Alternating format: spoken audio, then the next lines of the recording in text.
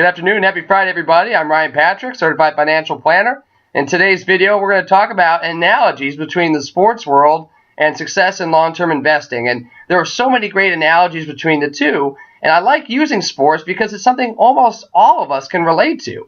Whether you love sports or your significant other loves sports, it's a part of your life. It's part of our everyday. And we love our local sports teams. I love the Rays. I think they're a model for consistent success.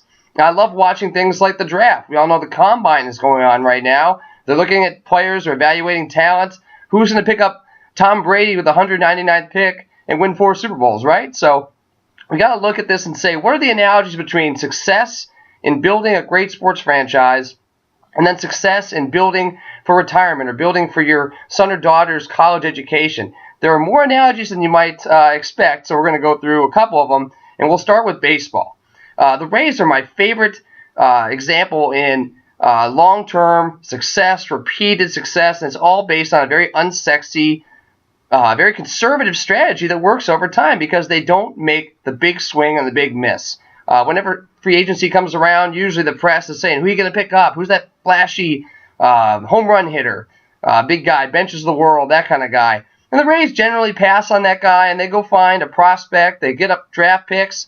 They find opportunities to get guys who have upside because when you invest in something that has potential to grow. You want to find something that has potential to get better. The Rays are the best in the business at consistently building a winner. And, of course, they don't win the World Series. They haven't yet. But they make the playoffs every single year almost. That is what it's all about in investing. It's about making the playoffs, being that consistent winner. And some years you might knock it out of the park and win a Super Bowl or win a World Series. But really, it's about the consistency of performance year in, year out. The Rays are my favorite model for that. They always make the choice that has to be made. They reject the shiny object, the short-term instant gratification, and they move on to what was most prudent at the time. In the NFL, it's very similar to the way the draft process goes. You look at people and the way they spend their first-round picks. The GMs are at the combine this week. They're looking at talent. They're trying to evaluate what people's upsides are, what their downsides are, what the risks are. What they're basically doing is they're making an investment in a young man and hoping that that young man will pan out for them after they have gathered the information and made a decision. A lot of times I like to talk about flashy investments as that wide receiver coming out of college who smokes the 40 and 4.25. But he's got a bit of an attitude problem. He's a little bit selfish, not really a team player. But man, is he flashy. He's built, he's ripped. He's fast. He's got great hands. Very, very attractive in the short term because, boy, it'll put butts in the seats. It's great marketing material. It's great for selling jerseys. That's all about right now. And then you got this guy out of Wisconsin who's 6'7", weighs 320, and he's a left tackle.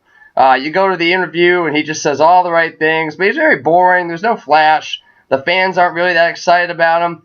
But what does he do? He sits there on the left side of the line and blocks the blind side of your quarterback for 10 or 15 years. He keeps Tom Brady on his feet so that he can win you 4 Super Bowls, right?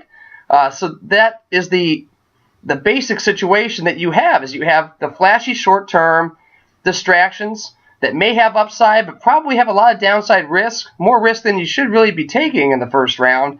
And then you have that steady Eddie, going to win you a title, but never really put any butts in the seats in the short term for this season. Everybody who succeeds in investing has the same idea. It's about long-term success. It's about not what's going to be great this year, what's going to be great years from now, what's going to have me where I need to be 20, 30 years from now. Don't get caught up in today. Don't get caught up in the flashy wide receiver. He may run that 40 really fast, have that marketing smile with the 2 thumbs up, but he's probably going to cause locker room trouble. I would advise you to be the Rays. Be that shrewd GM in the first round who picks something unsexy, that left tackle, that defensive lineman. Those are the building blocks of the future. So hit those singles, make the unsexy play. It'll probably end up rewarding you in the long term versus reaching for something that seems flashy right now but may not necessarily serve your long-term needs. So until next week, enjoy the beginning of baseball, enjoy the combine and all the talk that goes with it, and we'll chat then. Take care. Bye-bye.